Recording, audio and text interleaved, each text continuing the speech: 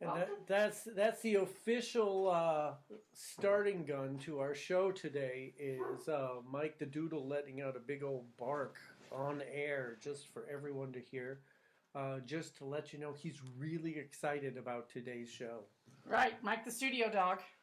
You know, part of our live studio audience here at the Palatial Bridge Builder Studios here in beautiful downtown Yukon. It is Wednesday morning, 8 o'clock, which means this is Building Bridges with Steve and Melissa. This is something. We are the founders of Bridge Builder Marriage Ministries, as you can see on the sign behind us. Yes. If you're watching on Facebook Live. But if you're tuning you're, in on the crossover radio, then, you just have then to use your imagination. use your imagination of me holding my hand a la Vanna White on Wheel of Fortune to a sign beautifully emblazoned in purple that says Bridge Builder Marriage Ministry. There you go. Just like emblazoned. That. Emblazoned. It's not just printed. All right. Emblazoned. Okay.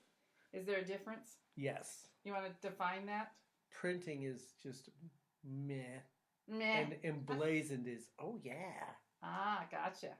So our sign is, oh yeah. And, other people's signs are just meh. Meh. Well, hey, listen. We're all rock stars in our own little band, aren't we? In our own little head. Rock stars. Good morning, DLC. Welcome. One. Welcome. This coming to us not from Dallas, but from the greater Houston area. Well, that's a long ways from Dallas, brother. I made a mistake of referring to DLC as the Dallas correspondent on the Top 11 at 11. He was quick to correct me that he's in Houston, not Dallas. They're completely different worlds. All right. So DLC, why is Houston better than Dallas? I'll let him fill in that point. It's a long drive from Houston to Dallas. It is. Or from Dallas to Houston. Either way. And you know what?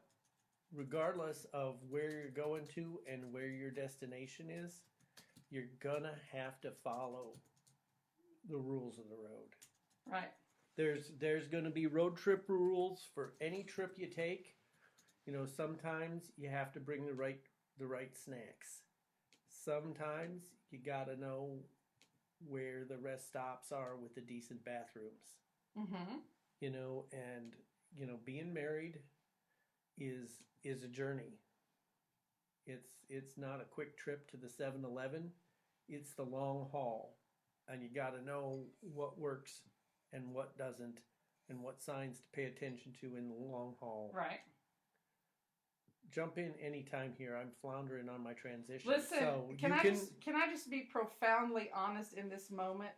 I don't know about you guys, but this whole new Facebook look, whatever format. Like, can I just go back to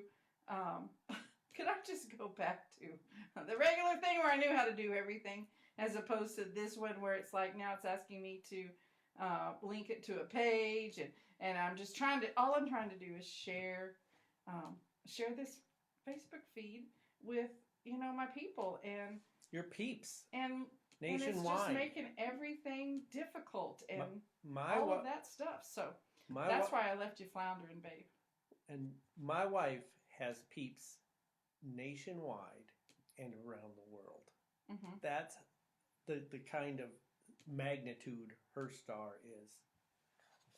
I'm hoping that we're going live in Guatemala today. We might be. We might be. Are you okay over there? I just hung up on a cord and I didn't want to accidentally roll my chair and pull something out that's important to the broadcast. Today we are talking about rules of the road in your relationship, because any relationship you have where you're at and where you're going, and you have to get from point A to point B. And there's things that you should do and things that you shouldn't do. And oddly enough, most of the time, there's a sign right there telling you what to do. Right. So today we're talking about the right turn. Yep. Very rarely is any journey a straight line.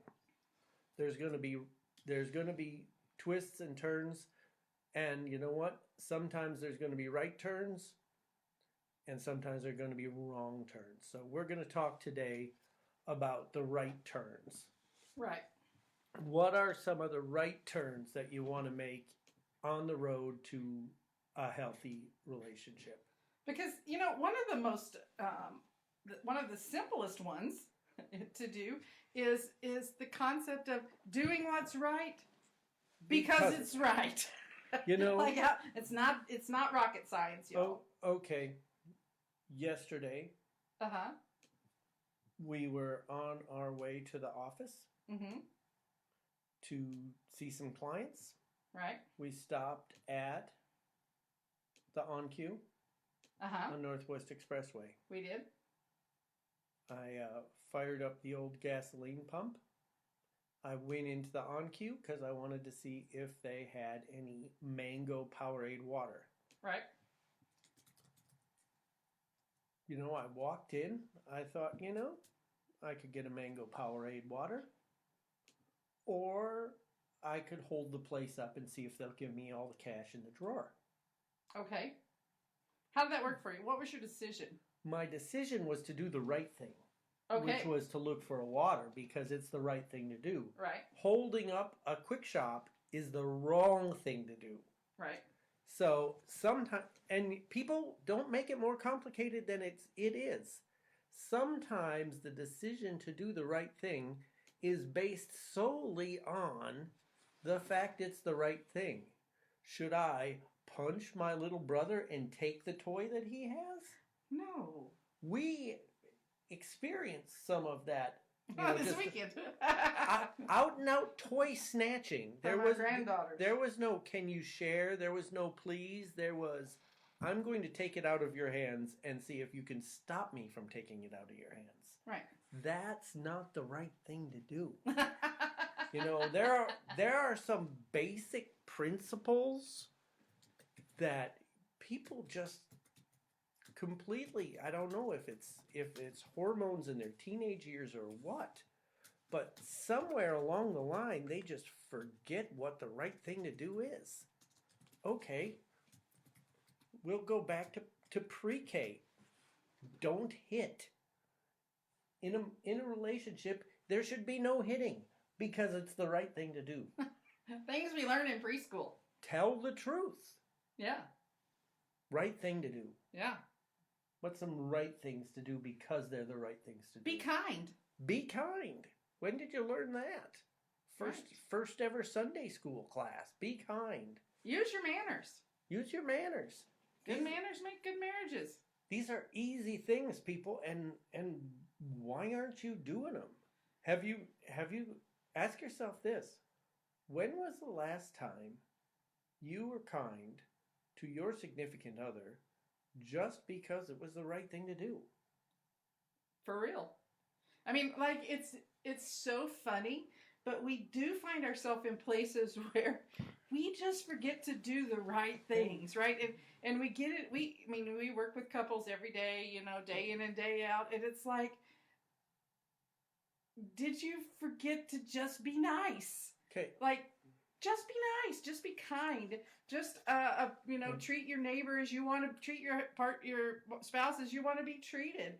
Like, just be nice. Okay. Say please and thank you.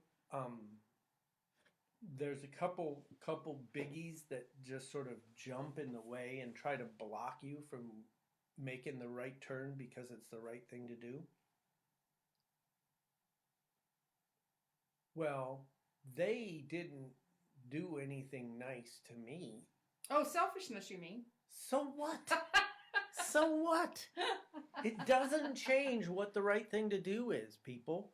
If they didn't, well, they haven't done anything nice for me. So what? Do it because it's the right thing to do. Or, I just don't feel like it. Okay. You don't feel like it. Guess what? I'm going to leave the office today. I'm going to go to work. Do I feel like going to work? 50-50, kind of, maybe. There are But- days when I go to work where I don't feel like it. But the right thing to do is to go to work. Because they're expecting you. People are counting on you. You do if I said to you, the right thing to do was to clean the house, drive your wife to get a mani-pedi, and while she was at the mani-pedi, to detail her car, you would say, "Oh, Steve, I just don't feel like it." If I said I'll give you $1,000 to do the same thing, All of a sudden I'd feel like it. you would feel like it in a flash. So guess what? You're in control of your feelings. You can push past I don't feel like it with the proper motivation. Okay, if I said, do you want a great marriage?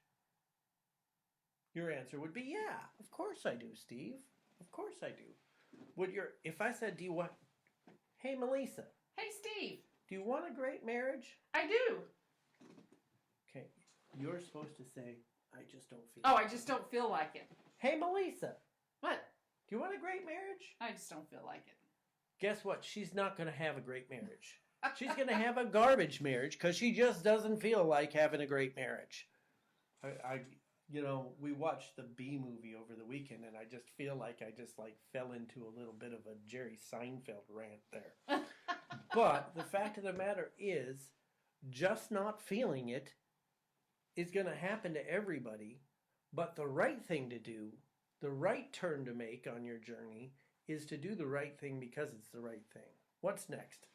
Doing the right thing because it's the right thing. The next thing that we have on our list is go back to the basics. Okay, you know what? Complicated isn't always the best answer. Complicated creates all sorts of opportunities to mess it up. Right. Okay, I want to tell a story. Can I tell a story? on me? No, about me. Okay. Okay. Do I get to laugh at you? If you want to, I suppose. But that's It is- probably not the right thing to do. I don't is know. laugh at you. Depends on if I tell a funny story. Well, I wasn't gonna tell a let funny it story. rip. Um, Oh, I was just going to talk about what happened with me this morning. okay. This is going back to the basics is true about every single part of your life. It's true about your marriage. It's true about your personal life. It's true about your job, all of those kinds of things. And, one of the first healthiest things you can do is put God at the center of your marriage. If you work with us, I promise you, the first time we meet with you, every single first time we meet with somebody, anybody, whatever, we're going to talk about having God at the center of your marriage because it's the right thing to do. It's also the most important and powerful thing that you can do. So, and a lot of times what we find is that we have couples who, because we're faith-based, everybody knows that our counseling is faith-based and our office is in a church building, so it kind of is a dead giveaway. But so most of the people that work with us are looking for a faith-based counseling. And so therefore, most of the people who work with us are Christ followers. And so what happens is we start talking to them about this concept of putting God at the center of their marriage and keeping Him there, right? Right. And so what happens is usually we see the wife has a relationship with the Lord, the husband has a relationship with the Lord, but they rarely have a relationship with the Lord together.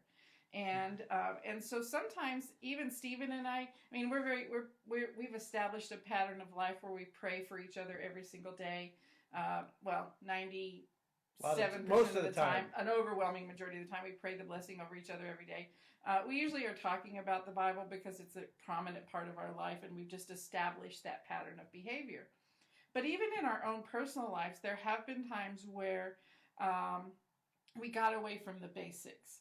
And I have just really been personally on a pursuit of a deeper level with God in my life. And I've just really been crying out to Him, God, I just want to go deeper in who You are. And Stephen and I have had conversations about that. Like that's not an unknown thing to me. It's been part of our evening prayers. Yeah. I've said, when I prayed the blessing over her, I said, God, help her, give her the desires of her heart, help her go deeper with you, and so it's been front and center in our household. So what happened this morning? So this morning, I'm just in my time with God, and I'm just in my routine, my morning prayer time and routine, and it had gotten interrupted, and that was fine, and it was a necessary interruption. But anyway, I went back to it, and I just picked up and started listening to a podcast by Jonathan David Helser, which is one of my favorite people to listen to. He and Melissa Helser are my favorite podcast. If you haven't not Melissa Helser. No, Melissa Helser. But if you haven't two S's, not one S. Haven't ever listened to their podcast, you should go check it out. But anyway, and so he talks about this concept of journaling the voice of God, journaling the words of God, which is something Stephen and I have taught for years, literally probably 10 years. We've taught journaling the voice of God, and I had just gotten away from that. It was a practice that I did for a long time, and then I just kind of gotten away from the basics. And this morning, as I just listened to that actually happened to be what the podcast was about, was journaling the voice of God. And so I just completely got undone by the Lord this morning in my time with him. And I went into Steve and I said, I got away from the basics. Like I got away from the thing that is so important. And I think we do that in our marriage from time to time, as we get away from the basics of what we know to do. And because it's something, well, we always did that, so it's time to move on to something new and fresh. And sometimes in our attempt to move on to something new and fresh, we let go of the very things that keep us grounded. So it's time. We've already blown through the first quarter of our show. Well, yeah, so it's time for a commercial break. Yeah. Did you want to say something? I just wanted to say something. When you look at the basics and, well, maybe, our marriage has outgrown the basics. I want you to take a couple hours and I want you to Remember the Titans. It's an older movie with Denzel Washington. He's a football coach. The football team that he coaches runs about 3 plays. And they practice the same 3 plays over and over and over and over and over and over and over again, until they're so good at those 3 plays that nobody can stop them. And what happens is eventually they run into a bigger, better, faster team that knows how to stop their plays, so they adapt. But you know what you do? You work the same stuff that works because it works. Right.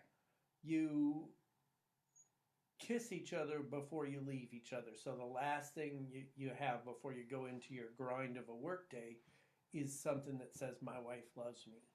You pray before you go to bed because it gives you peace, which allows you to sleep better, which allows you to wake up more refreshed.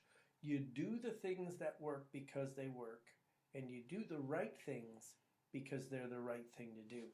And the right thing to do right now is to hit up these commercials. Really, all I'm asking for is 77.26 seconds of your time. And you have that to give to our fabulous sponsors here on Building Bridges with Steve and Melissa. We'll be right back here on Crossover Radio. Radio with the purpose. Has your business or organization spent a fortune on printers only to have them break down constantly and need maintenance or other care? Try Cartridge World's Why Buy a Printer program. It's completely customizable to your business's needs, and they bring the printer to you with no upfront costs or maintenance fees. Just purchase your toner and ink through Cartridge World and let them take care of the rest. So stop by or call Cartridge World today and stop fighting with your printer. You can call 405-359-8765 or stop by at 1704 South Broadway in Edmond. Neuro Renovations is a faith-based chiropractic office that specializes in treating warriors, yet it's gentle enough for your kids. They work at freeing the nervous system so it can send full signal to the body. Their treatment is tailored specifically for your needs rather than putting people into a mold. Call or stop by for new patient specials and mention Crossover Radio for an extra 10% off. You can call Neuro Renovations at 200-1931, or you can stop by the office at 13325 North MacArthur Boulevard in Oklahoma City. That wasn't so bad, was it? Just like that, we're back on the air. Yeah. And listen, if you listen on the app but you don't watch on our Facebook Live, you miss a lot of the behind the scenes when it comes to commercial time. But today we're talking about the roadmap to change. The road rules to change is actually what it is. And we are talking about the right turn, making healthy changes in your relationship. And sometimes the healthiest relationship you have to make is going back to the basics. And we talked about doing the right thing because it's the right thing to do. That's an important little feature. And we talked about, going back to the basics. Let's just kind of stay there for just a little bit and talk about how good manners make good marriages. Here's the thing. We're little kids. We are told by our parents, please and thank you. If you've ever, as a little kid gone to a birthday party or, and the birthday kid's mom gives you a plate with cake and ice cream, thank you, and it's natural. You know that your mom is going to give you the look or you're going to get swats or whatever if you don't do the right thing, if you don't use your manners. Right. And for some reason, once somebody decides to, marry you and move in with you, all of a sudden, those manners which were so necessary growing up become optional. And you know what? That's not the right turn to make down the path to healthy marriage. You should always have your best manners for the person you marry. And it's so funny because the truth of most people's relationship is this idea that we get to just and be ourselves. We just relax and we're ourselves, and now we can do whatever we want and all of that, and we don't have to use our manners at home because they love us and they know us and they will overlook our what is the word I'm looking for? They'll foibles. Our bad behavior and just that kind of thing. But that's really the biggest lie that I think a lot of people believe in marriage. The truth is, when we operate under God's priorities, which is God, our spouse, our children, our church, and everything else, our spouse is right there underneath God.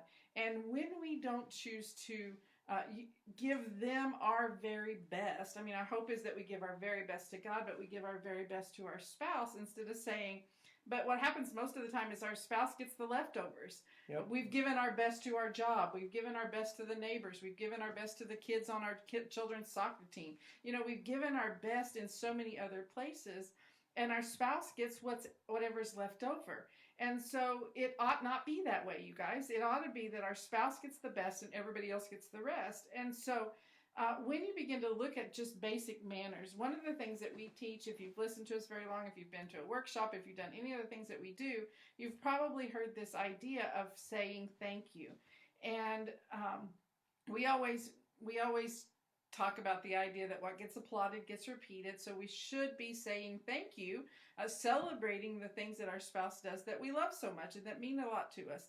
And here's the thing. We're going to say, because most of us have general manners, most of us have been raised with some kind of a manners. So we're probably going to say thank you to the person at 7-Eleven who holds the door open for us or whatever.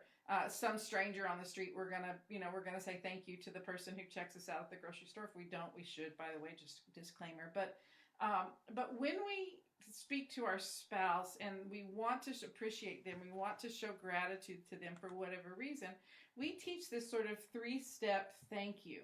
And it is this concept of saying we have our clients say these exact words: thank you for, and then insert whatever you're thanking them for. Thank you for bringing my coffee this morning, Steve, right? It means a lot to me. That's the next line. And then you say, and here's why. Because it makes me feel loved and valued to know that every morning you're going to serve me because you love me by bringing me my coffee. it means so much to me, and I want to say thank you for doing that. Right? Okay, we did this with a couple the other day, and I timed it.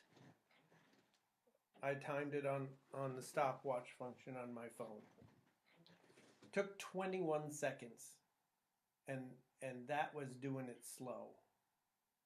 Okay, if you don't have 21 seconds for the person you chose to marry, you have just made a wrong turn Right. in your marriage. Right, absolutely. Because I've got 21 seconds of high-end behavior for Melissa. And I should have 21 seconds, multiple times a day. 100 times a day. Yeah. Because 21 seconds 100 times a day is 210 seconds. No, 2100 seconds, which if you divide it by 60 is 3 hours and change. That seems like a lot when you put it that way. Well, no, but if I can't be nice to you for 3 hours a day. 3 hours a day out of 21 hours, Yeah, you're great. I mean, even if I'm asleep for 7 of them, okay, that gives me 17 hours. I'm nice to you for 3 of them. That means 1 out of every 5 hours I'm nice to you.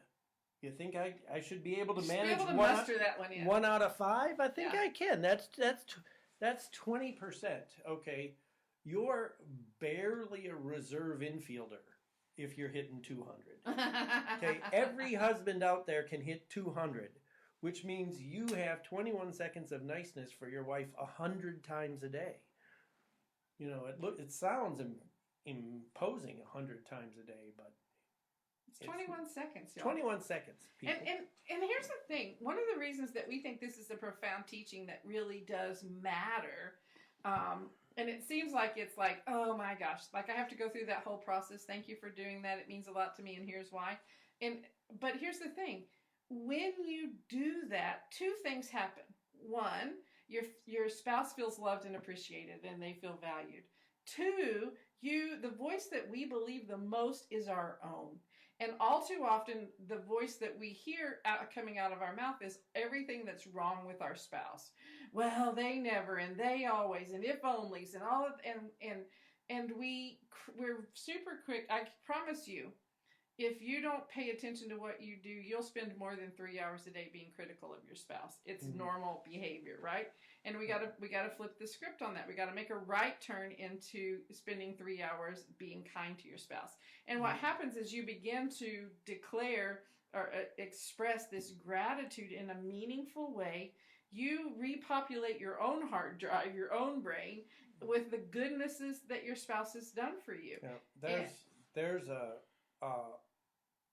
inclination to tell yourself lies that sound something like this. I'm the only one that's working hard in this relationship. I've never said that.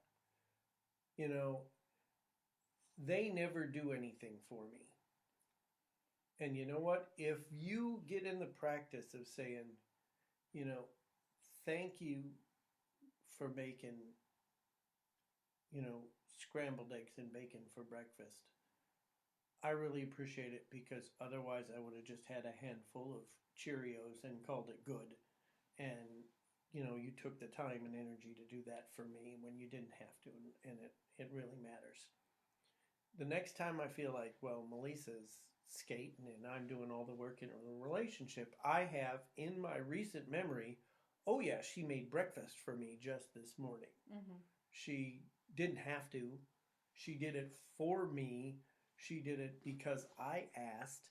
So no, I'm not the only one working here. She's working too. She's doing things for me. It's not just a one-way street. Right.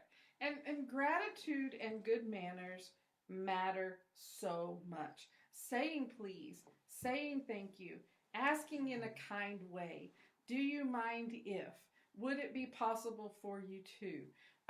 We talked about this with the client yesterday, and they were just saying, you know what? Instead of just demanding something, hey, when are you going to do that? Or, hey, whatever, saying, do you think you'll have time to get to? Would it be possible if you?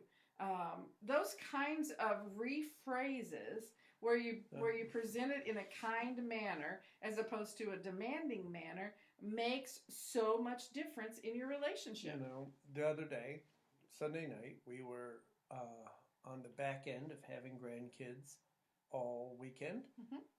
Which was wonderful. Which was great. We love our grandkids. We loved it. We had a good time. And well, we're not as young as we used to be. Yeah, true. Took a lot out of us. So we were both ready to drop into full-time veg mode at Sunday night. We were. It was fun. And I said, hey, I would like to watch wrestling. Is that okay? You know, I don't watch wrestling, y'all. No, she doesn't. I'm out. No, I don't watch sports where people intentionally hurt each other, even if they're pretending. Right. Except football. And I know that. And so I asked if she minded. And I said, I'll be happy to go into the bedroom and watch in the bedroom TV. And she said, no, you can watch out here. I'll go in the other room. No big deal. But you know what?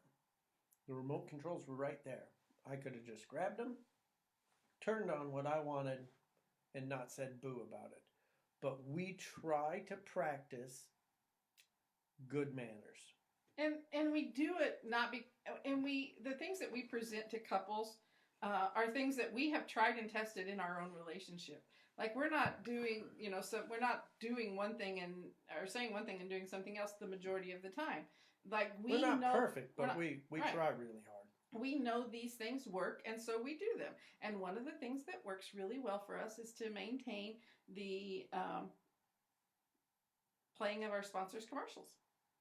Okay. And right now is the time for that. So we'll be right back with Building Bridges here on Crossover Radio. Radio with a purpose.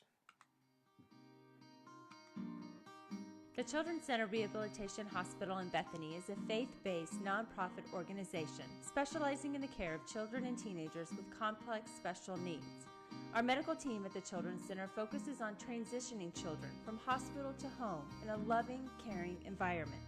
You can help make miracles happen for these incredible children at the Children's Center by donating today at miracleshappenhere.org. Whether you need a professional writer to build or expand your online presence, or fresh new designs and new perspective to build your business, where do you start? Tales from the Click Media is committed to telling your story in a way that promotes business growth, consistent branding, and long-term success. So whether you have 1 or 100 employees, no tale is too small to tell. Call us today at 405-620-6200 or visit our website at talesfromtheclickmedia.com.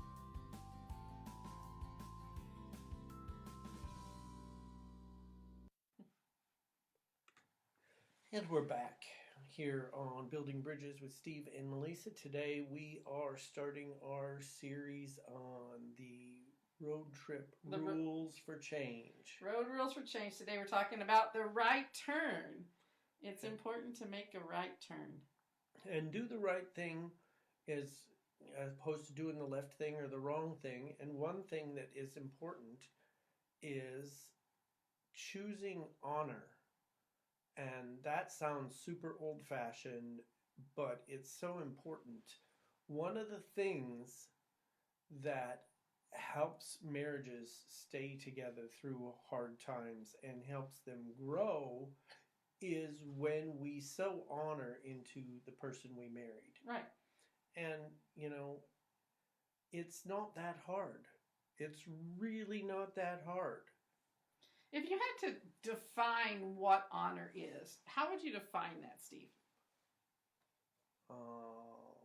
Not asking me questions as I'm about to take a drink of my coffee. Okay. That's sort of what honor is not. But I asked Steve that because I honor his wisdom. Yeah. And, it's letting them know that they're held in high esteem. The strangers on the street are all down here. I mean, they all have value, right? And they're good people, and we should be nice to them. But there are people who are on a higher level. Mm-hmm. The people we love. Right. Then there's the people on the highest level which is the person we chose to marry. And honoring them is letting them know, hey, you're on the top level. You're in the penthouse suite Right. of my life, of my heart. And you know what? Noah Webster's dictionary gives this definition for honor. And I think it's really, these are some of the things that they say, which I think are really good to kind of help us refocus on, because we live on honor, because we live in a society where honor has been diminished, where honor has been, in some cases, completely eliminated. Yep. In our generation, people honored people. We honored our pastors. We did it just because they were older sometimes. Right.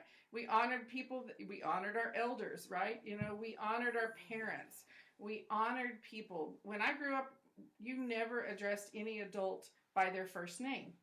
You addressed them as Mr. or Mrs. It was just, and it wasn't because it was like the kids were subservient to the adults. It was that the adults deserve the honor that they, because they, you know, they're wiser and they're older and those kinds of things. We've given up that in our culture today. We've given that up in our marriages, in our families today. And so I remember back when I was growing up, there's Pastor Appreciation Month. And it was an entire month of honoring our pastors and, you know, celebrating them and giving them gifts and things like that, just to esteem the position. And a lot of times we even right now, we live in a place where a vast majority of our population refuse to honor our president because they don't like his personality. They don't like his whatever. But the truth is, God has called us to live lives of honor, and we honor the position as much as we honor the person. And it's not a party thing. It's not a donkey elephant thing. It's a fact that whether or not they got your vote, they're the head of the country. Right. And this will be true on November the 5th, just the same as it is today, regardless of the outcome. Right. So Noah Webster's dictionary for a definition for honor is the esteem due or paid to worth or high estimation. It's Matthew 13, a prophet is not without honor except in his own country. A testimony of esteem, any expression of respect or high estimation by words or actions as honor. Dignity is one of them, showing dignity for that person. One of the things that you talked about is you give honor to the person you marry in both deed and word. Right. You know, and here's the thing, you know, I love you. You're the best wife ever. Is great. If that's followed up with not coming home from the bar until 3:30 in the morning, you have just taken your words and squashed them with your actions. Right. So if you want to give honor in a meaningful way to the person you married, you need to give it in deed and action. What is the definition where it says? Oh, that's up here. But it's just a matter of saying, you know what? One of the other definitions down here that I think is really honest, it says to revere, to respect, to treat with deference and submission, and perform relative duties too, right? It is to manifest the highest veneration for in words and actions. And I think that that's important, right? We need to speak words of honor to our spouse.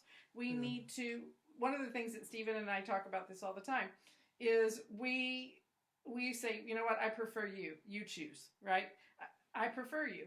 I prefer to give you the place of choice or the place of decision making. You know, we see this in as simple of things as almost and again, this is back in my generation, which things were very different.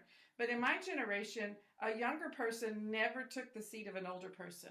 If you got on a bus and an older person got on after you, you automatically gave them your seat as a show of honor to celebrate the elders. And I think it's the exact same way in our marriages. When we choose to begin to honor our spouse and say, you know what, whatever you choose, I will follow. You make the decision on this, and I will go with you with a good attitude and in full support, right? It's not like, okay, we're going to choose what you want. Oh, you're choosing that? Oh my gosh, that's not what I want to do. Why didn't you choose this, right? That's not honor. Honor says I choose to give you the decision And then I choose to come along with you with full support and enthusiasm of what's going on. Doesn't mean I have to want to do that. It means I choose to do that because it's going back to the thing of doing the right thing because it's right. And when we choose to honor people, listen, there is a reward for us as a person from the Father as we choose to honor his children. And you know what? Your husband or your wife is God's favorite kid. And if you go all the way back and you look at the story of Abraham in the Bible, this is what God said to Abraham. He said, Abraham, here's the deal. I'm going to honor those who honor you, and I'm going to bless those who bless you. I'm going to curse those who curse you, right? And so when we decide to honor God's favorite kid, God honors us. When we bless God's favorite kid, God blesses us. So it is not saying I'm giving all the time and I'm getting nothing in return. When I choose to do the right thing and show honor to my husband, God bless it. It brings God's blessing into my life. Who doesn't want that, y'all? And the title of the show is Building Bridges. You build something by taking and putting it towards the project or the goal, and you give honor to build the bridge of your relationship. So it's very important that honoring the person you married becomes an important thing and gets done on a regular basis. Last thing we want to talk about here is you before I. And since we're talking about road trips, Mm-hmm. have you ever heard of an I-turn? I haven't. Have you heard of a U-turn? I have heard of a U-turn. So U is an actual thing Mm-hmm. in a road trip. Mm-hmm. I mean, I am notorious for getting my directions mixed up. Mm-hmm. And every now and then I'll drive somewhere and say, I got this, I've been there before. And I'll drive and I'll not recognize where I am. And I'll fire up the old Siri on the phone and I'll say, hey Siri, I need directions to Oneness Ministry in Edmond. And Siri will say, make a U-turn in 500 feet. And so I'll go and make a U-turn. And in relationships, if your goal is to get from where you are to a better marriage, sometimes the most important thing is you're going to turn to you Mm-hmm. and not focus on I or me. The first person pronouns are not the path to a better marriage. What you really need to do is get in the practice of putting the other person first. And what happens is when both of you are doing that, then everybody's needs are being met. Here's the thing. You know, we talked about 21 seconds of nice 100 times a day.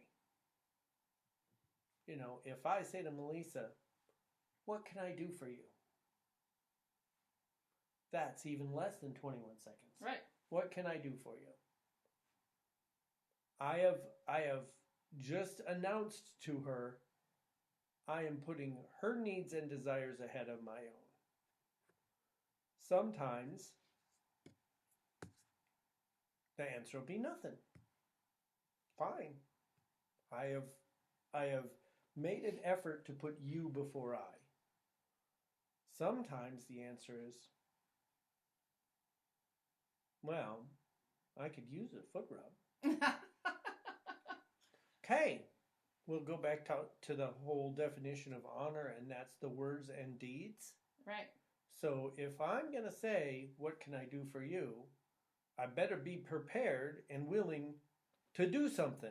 Right. In this case, a foot rub, which means that I'm going to be on the floor, Mm-hmm. which means generally my back is going to be turned to the television set. You know, it's going to mean that by the end of it, my thumbs are going to be tired. So be it. It is a choice of putting you before I. Yeah. And what happens is when you get good at that, the other person feels loved and your marriage is stronger. When you get good at that, even if they're not good at it, they will try to get better and you will benefit. For sure.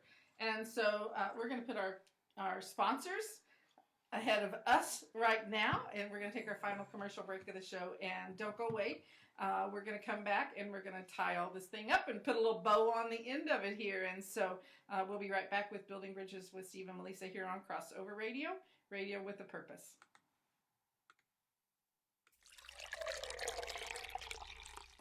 Ah, do you hear that? That means the start of a good day in my household. If I don't have that first cup to begin my morning, then I'm guaranteed my day is going to be a struggle. And nobody makes better coffee than Grounds for Compassion coffee.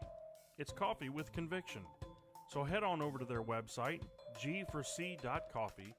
That's G, the number 4c.coffee.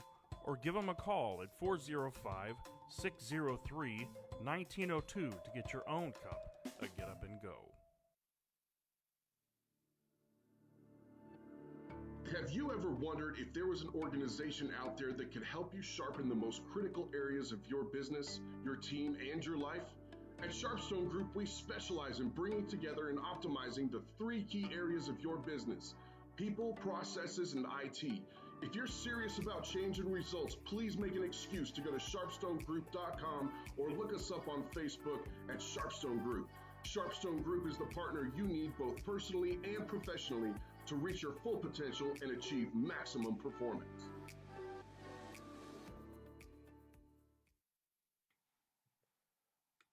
Welcome back to Building Bridges with Steve and Melissa here on Crossover Radio. We're super happy that you're joining us today. Hey, Facebook audience, Where are you this morning? you're awfully quiet. We're not hearing a lot from our Facebook peeps in the chat today. So post your comments up. Say something. Tell us a good story. So Say hello. Say, Throw up some hearts. say, Steve, you need a haircut, whatever, something. Give us something to work with here. So we're talking today about the road rules for change in a marriage, and today we're talking about the right turn, making healthy changes. We've talked about doing what's right because it's right. We've talked about just going back to the basics and how good manners make good marriages. We've talked about choosing honor. And right now we are finishing up today's show with the concept of you before I. One of the things that we know to be true and we've experienced over and over and over is this idea that selfishness kills marriages. Selfishness kills a lot of things in your life. Excuse me. And so learning to lay down yourself and put your spouse before you creates a healthy, happy, thriving marriage. And it is something that we see over and over in our office when couples come for counseling. It's all about me. It's what about me? What about me? What about me? What about me? What about me? What about me? What about me? And the truth is, when you live with a what about me focus, you always take yourself out of the place of God's blessing in your life, because we were not created to operate in that way. And so when you look at things that are happening in your marriage, you have to begin to say, did I choose the other person before I chose myself? I mean, we ask this question sometimes. Selfishness is so pervasive in so many areas of our life. Our question for a lot of people is, when was the last time you prayed a prayer that didn't include the words me, my, or I? Like, have you prayed a prayer lately that didn't include things that you wanted? I need, I want, what about me? Right? Have you prayed prayers where you've either honestly from a heartfelt place prayed for your spouse? Have you been grateful to the Lord? Selfishness kills relationships. And so you have to put you before I. Steve is one of the things that Stephen and I have developed the practice of doing, and we encourage a lot of other couples to do this, is anytime we are apart but we're coming back together. So if one of us is at home and one of us is coming home, we will almost always just quick shoot a text out and say, I'm headed home. Do you need anything? Right? it's a simple gesture, and sometimes they'll say, yeah, she will say, yeah, I really like some ice cream. No problem. I can pick some up on the way home. Okay, I'll say that more often than I won't. Even if it's in like the middle of winter, it's like, well, I know those folks at Sonic are really, less busy because it's 8 degrees outside. Could you stop in and give me a blast and give them a big tip? You know, because they're cold. They're having to go out and bring you, and their teeth are all chattering when they bring you your tots and your slushy, and you got to help a Sonic, Car hop out. car hop out. Yeah, but that's one simple thing that we do consistently, and it's a way to put the other person before ourselves. Right, and here's what you don't want to do. You don't want to put the other person first and then gripe about it. Okay, you've just wiped out all the benefit and the growth potential. Okay, when I do a kindness, big or little, for my wife, I am planting a seed that I expect to grow into a harvest of kindness in our relationship. And if I do a kindness for her and then kicked the dirt around and knocked the seed out of the ground, and a seed that's sitting on top of the ground is less likely to grow than one that is planted and buried and watered and nurtured and tended to. Okay, I'm pretty good at the husband thing. He's really awesome Yeah, at it, I'm y'all. pretty good, but every now and then I'm just a knucklehead. This morning, I made the coffee. Which he does almost every morning. I intentionally picked out this mug that says, I like to think of myself as delightfully complex. Because my wife is a complex person. I'm a She's girl. got a lot of facets. I'm a girl. I noticed that she was in the studio doing her Bible study thing.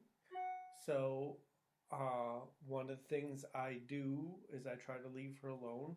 But I brought her coffee, and she was like intently into her Heltzer podcast or talking to God or something. And so I just tapped her and pointed to the coffee because I wanted her to know it was there. And she looked at me and said, thanks. And I turned around, and the first thought that came to my mind was, oh, so it's going to be one of those days where I'm doing all these thoughtful, special things, and she barely notices them. Hello, McFly. Anybody in there?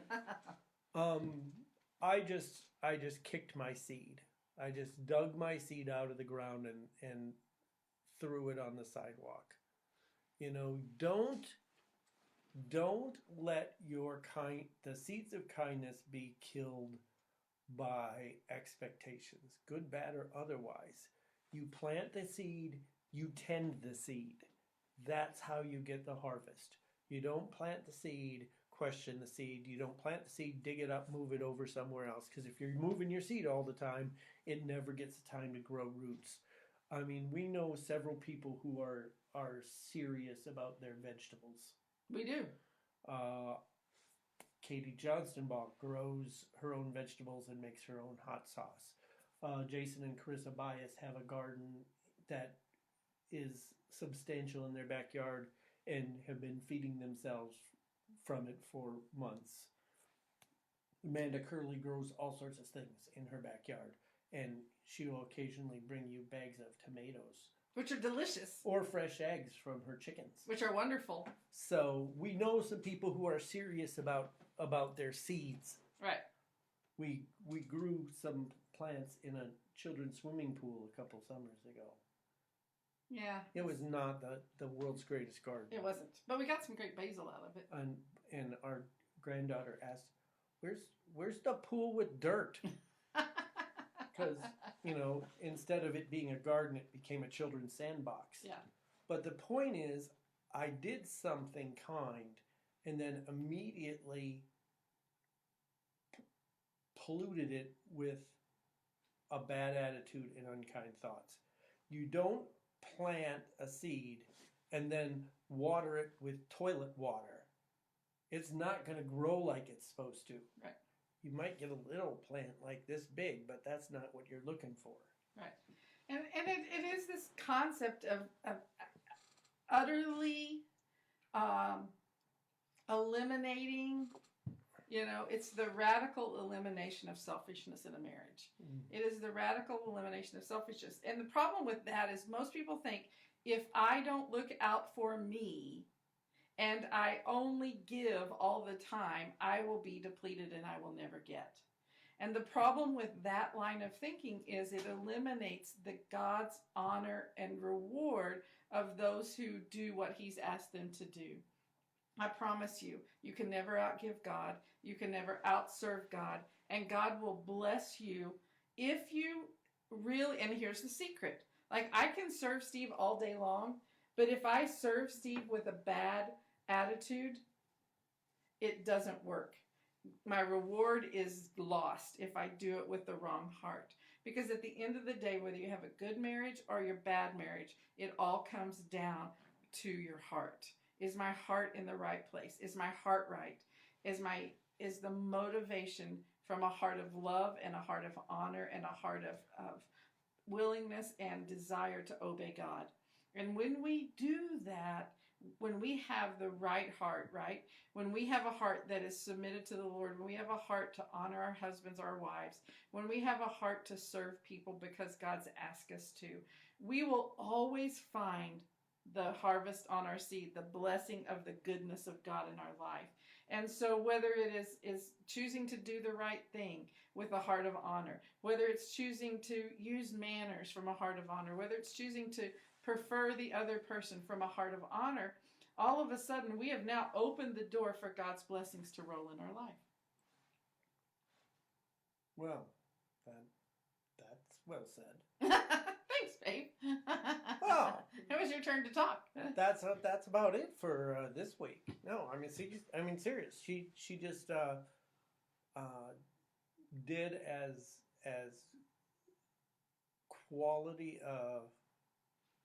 a recap as we could look at. And here's the thing: we start on our road to the marriage we want by making the right turns. They're not always a turn to the right. Right. But they're always the right turns. And next week we will continue with our road trip rules, and we will talk about the wrong turns. Right. And correct. That's correct. And we hope that you take the time, if you're catching up with this broadcast later on the Facebook Live at the Crossover Radio page, watch it, enjoy it, share it with some friends. Absolutely. Post it on your social media page. your social feed. Get the word out. We can get a lot of people headed on the road to a better marriage or a better relationship. This holds true if you're in a dating relationship. For sure. These are principles that work whether you got a ring or not got a ring. Hey, if you don't have a ring and you want a ring, practicing these right turns might get you closer to getting that ring that you want. For sure. It is important, and we are so grateful to have the opportunity to share marriage tips and help and things like that with people through Facebook Live, through Crossover Radio page. And so we hope that it's beneficial to you. We hope that you learn a few things you can take away with you, and that there's a few golden nuggets in every show. And so we'll be back next week here at on Building Bridges with Steve and Melissa on Crossover Radio at 8 o'clock Central Standard Time. Tell your friends. Download the Crossover Radio app so you can take Crossover Radio wherever you go. And we will see you next week. All right. Thanks. Bye-bye.